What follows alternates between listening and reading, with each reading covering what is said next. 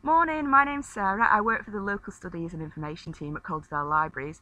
Normally I'm based at Central Library in Halifax, but seeing as the libraries are sadly closed at the moment, I'm currently working from home in Todmorden. I'm really lucky in that I live right on the edge of the moors, so for my daily exercise I've been running up the hill behind my house and up onto the moorland. It's super early, it's 6:30 in the morning, the sun is just coming up behind me and there's nobody around, it's completely empty. The reason I've run up here today is to introduce a short film that I've made about the Chartist movement in Calderdale. Now, the Chartists held lots of mass meetings in the days before social distancing, where like 20 or 30,000 people would gather on the moorland, so everywhere from Skirkett Moor to Blackstone Edge to the Basingstone, which is right behind me here. Here you can see a painting from 1838 by Albert Bayes. It shows a Chartist gathering at the Basingstones. This painting is owned by Calderdale Museums and normally you can see it on display in Todmorden Town Hall. So I've come back from my run and I'm now sitting in my nice warm flat, ready to tell you a little bit about the Chartist movement in Calderdale. So to give Chartism a little bit of background, the 1820s and the 1830s were a period of huge industrialisation and population increase, particularly in northern manufacturing towns like Halifax and Todmorden. In 1832 the Parliamentary Reform Act happened, and amongst other things it changed the parliamentary constituencies to reflect this new demographic, so the fact that more people were living within towns. Unfortunately though, there was still a property qualification, which meant that the vast majority of working class men still didn't have the right to vote. The other thing that was happening at this time was the poor law reforms. So previously, poor law had been given within communities, but the poor law reforms meant that there were the building of mass workhouses instead. So all this meant that it was a prime kind of situation for a mass working class radical movement, which is exactly what the Chartism movement was. So the Chartists had 6 demands. The first one was a vote for every man. We didn't really talk about votes for women for quite a number of years yet. The second point was a secret ballot, because at this point anyone could tell who you voted for, and if you were a tenant, your landlord could basically pressurise you into voting for their candidate, or they could evict you. The third point is no property qualification for members of parliament, which meant that basically working class men could stand for parliament. Fourth point was payment of members. So members of parliament weren't paid at this point, so it meant that basically if you were working class there's no way you could afford to be a member of parliament even if you reached the property qualification and you could get voted in. The fifth and sixth demands were equal constituencies and annual parliaments. So all of these points were made eventually, except for annual parliaments. One of the interesting things about the Chartist movement is that many of the leaders were working class men themselves.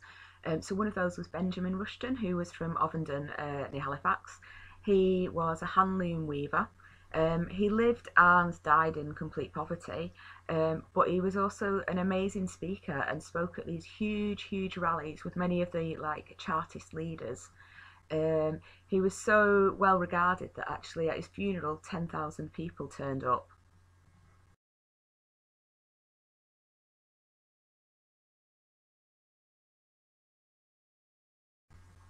So throughout the Chartist movement, there were many mass gatherings of people, and we're talking like 20, 30,000 people at a time.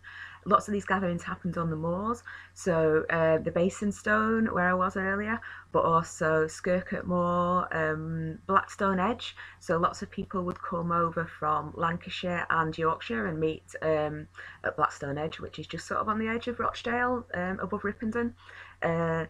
So yeah, there were these huge gatherings on the moors where different speakers would address the crowds.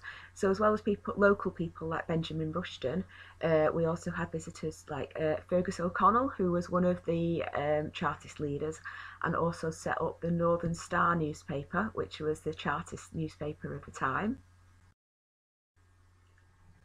You can actually read the Northern Star online through 19th century British newspapers, so you can do a quick search for, say, Benjamin Rushden or Halifax, and you'll find lots of reports of mass gatherings that happened at the time. One of the other important characters in Calderdale Chartis was Ernest Jones. Now, he wasn't from Calderdale, and he was actually a very rich man, so he wasn't an obvious Chartist, but nonetheless he embraced the cause and became a really great speaker. He spoke at lots of the mass gatherings in Calderdale, and in 1847 he ran for Parliament in Halifax under a Chartist agenda. Now, he obviously lost, but nonetheless, the people of Halifax, and in particular the Chartists, seemed to take him into their hearts, and he became a hugely popular figure. He was actually arrested in 1848 and went to prison for making seditious speeches.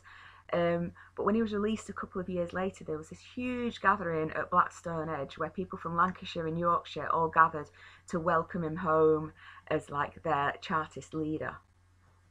The other thing we've got is a little booklet that was produced by Benjamin Wilson. It's called Memories of an Old Chartist.